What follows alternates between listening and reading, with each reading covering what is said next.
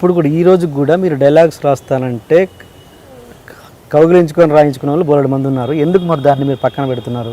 నాకు డైలాగ్ రాయడం అంటే సార్ నేను ఈ మధ్యకాలంలో రవితేజ రేట్ల కోసం వంశీ అడిగితే భరణన్నయ్య రాస్తే చేస్తా అన్నాడు.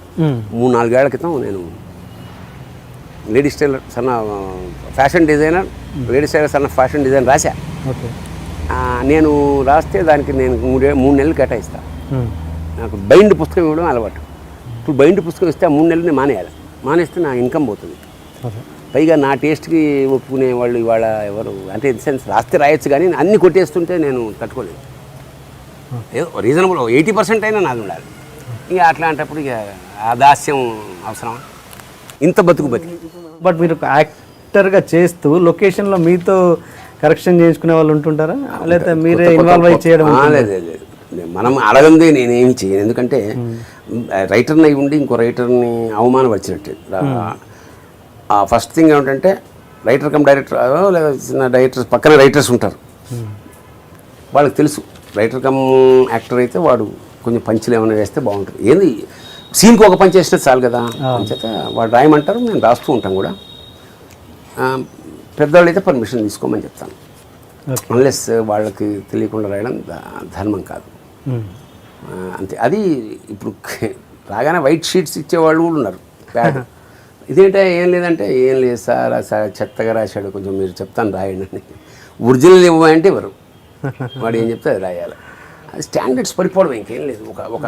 నేను రాసిన 51 స్క్రిప్ట్లు బౌండ్లే ఇచ్చాను. నేను చాలాసార్లు స్క్రిప్ట్ నేను లొకేషన్కి వెళ్ళే ఉండాలి, ఇచ్చేసి మార్చుకుంటే వాళ్ళు మార్చుకుంటారు. ఇప్పటివరకు మీరు రాసిన బెస్ట్ డైలాగ్ ఏదైనా తక్కువ గుర్తొచ్చి? అంకురం. ఏంటిది ఆ బెస్ట్ డైలాగ్? ఒకటా? ఒక సీన్ ఎపిసోడ్ అది. అంకురం అనే సినిమా మన ఓంపురి రేవతి వాళ్ళది, అందులో ఎపిసోడ్ బాగుంటుంది. అది ఒక్క డైలాగ్ చెప్పలేదు, ఎందుకంటే మరి ప్రతి డైలాగ్ బాగుంటుంది కదా. లేడీస్ టైలర్, కనక మహాలక్ష్మి, రికార్డింగ్, డాన్స్ ట్రూప్. ఆ బెస్ట్ డైలాగ్ అన్నప్పుడు నాకు ఇది గుర్తొస్తుంది. వేటూరు గారు ఎప్పుడు అంటుండేవారు ఏంటంటే, వారసుడు వచ్చాడు సినిమాలో, కొడుకు వెళ్ళిపోయాడని బాధపడుతుండగా నిర్మలం మీదకి వెంకటేష్ వస్తాడు కొడుగ్గా. కొడుకుని కావలించుకుని అంతా అయింది. వెంకటేష్ పడుకుంటాడు, ఆ పక్కన పెట్టి జో కొడుతూ ఉంటుంది. డిజాల్వ్ చేస్తాం, వెంకటేష్ కళ్ళు తెరుస్తాడు. చూస్తే నిర్మలమ్మ అలా కూర్చునే ఉంటుంది మేల్కొని. అదేంటమ్మా పడుకోలేదా అంటే, లేదురా ఇది కలో నిజమో తెలియట్లేదు, పడుకుంటే కళ అయిపోతుందేమో అని భయం వేసి. ఎంత బారాశివయ్యా అని వేటూరు గారు అంటుండేవాడు రచయితగా. అది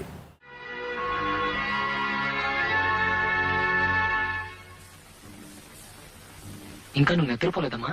18 ఏళ్లుగా కళ్ళల్లో ఒత్తులేసుకుని నేను ఎదురు చూసిన బిడ్డ ఒక్కసారి ఎదురొచ్చి అమ్మా అని పిలిస్తే ఇది కలో నిజమో నమ్మలేకపోతున్నాను రా.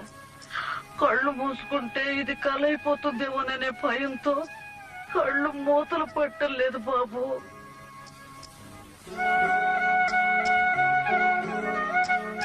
జనరల్గా ఎప్పుడైనా సరే గుర్తుండిపోయే డైలాగులు అన్నీ ప్యాథటిక్ డైలాగులు ఉంటాయి, విషాదకరమైన డైలాగులు ఎక్కువ.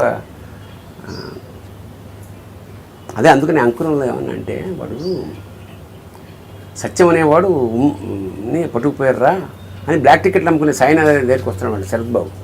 నాకు ఒకసారి చెప్పు, నువ్వు కూడా ఆడు ఇద్దరు అయితే జైల్లో ఉండేవాడు కదా అతేనంటే, నాకు తెలియదు సార్ అంటాడు. నువ్వు భయపడుతున్నావురా లాయర్నని, నీకేమి కాదు నేను చెప్తా అంటే, పై మరి నువ్వు సినిమాలో నువ్వు హీరోలు చూస్తున్నప్పుడు నీకు అనిపించదు నువ్వు కూడా హీరో కావాలని అంటాడు. అంటే అనిపిస్తుంది సార్. నువ్వు ఎప్పుడైనా విశాలమైన సన్నివేశాలకు ఏడుస్తావంటే ఏడుస్తాను సార్, ఏడుపు వస్తుంది. ఏడుపు వస్తుందంటే ఇంకా నీలో కొంచెం మానవత్వం ఉన్నట్టు లెక్క, కొంచెం హెల్ప్ చేయరా అంటాడు. సరే సార్, నువ్వు వాడిని చూశానని కోర్టులో చెప్పాలి. అదే చూశానని చెప్పు, కట్ చేస్తే కోర్టు. వెళ్ళాడు, ఆర్గ్యుమెంట్ చేశాడు, అట్లనా చూసావా ఏమిటి, ఓకే కట్ చేస్తే కోర్టు అడ్జర్న్. వీడు సెల్లో ఉంటాడు. సెల్లో ఉంటే పోలీసు ఇన్స్పెక్టర్ వస్తాడు. వచ్చేయరా, నిజం చెప్తే నీకు కిరీటం అన్నా పెడతాను అనుకుంటున్నావా? పెళ్ళైందా నీకు అంటాడు. అంటే వాడు ఇంకా చేసుకోకు పట్న కొడతాడు మరి వీటి మీద అమ్మా అనేది కట్ ఖచ్చితంగా cut cut cut cut fan తిరుగుతుంటుంది కుంటుకుంటూ వస్తాడు సాయి కుమార్ లోపలికి. అంత నాకు ఇందులో సత్యం గుర్తుపట్టగలవా అంటే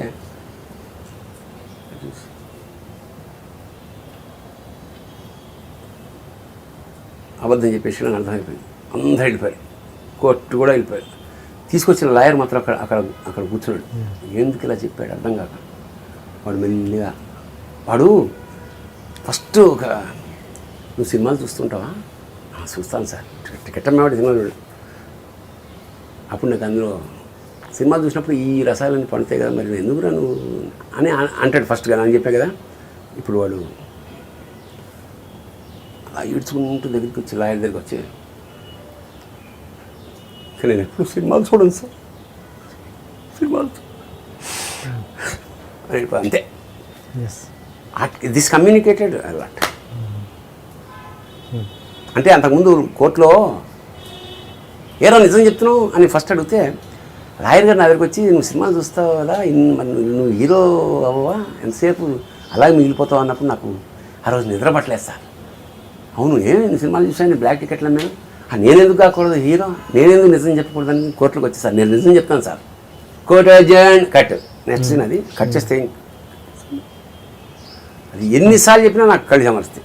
అంత గొప్ప మంచి సినిమా. ఓకే. అండ్ అందరూ బాగా గుర్తుండిపోయేది మీ విషయంలో అయితే అతడు సినిమా, అది ఎవర్ గ్రీన్ ఇంకా అది మగాడ్రా బుజ్జి.